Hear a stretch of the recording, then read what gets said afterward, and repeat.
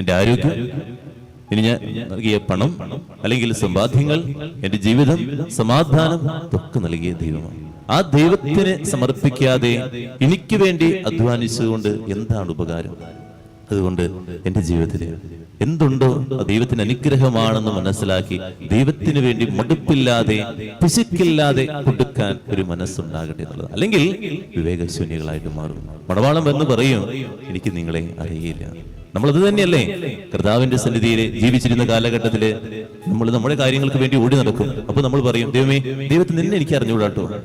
നമ്മൾ രാവിലെ എഴുന്നേറ്റ് പള്ളിയിൽ പോകില്ല, അല്ലെങ്കിൽ ഒന്ന് ഞായറാഴ്ച കുർബാന കാണില്ല. നമ്മൾ എക്സസൈസും കാര്യങ്ങളുമായിട്ട് എനിക്ക് ദൈവം എനിക്ക് അറിയില്ല. അതുപോലെ പണത്തിന് പിന്നാലെ, അതുപോലെ ജോലിക്ക് പിന്നാലെ ഇങ്ങനെ ഓടി നടക്കും. അപ്പോൾ നമ്മൾ പറയുന്നത്, ദൈവമേ, നിന്നെ എനിക്ക് അറിയില്ല. അത് കഴിഞ്ഞ് കഴിയുമ്പോൾ, ഇതൊക്കെ കഴിഞ്ഞ് ദൈവത്തിന് മുമ്പിൽ നിൽക്കുമ്പോൾ ദൈവം നമ്മളോട് പറയും, നിന്നെ എനിക്കറിയില്ല.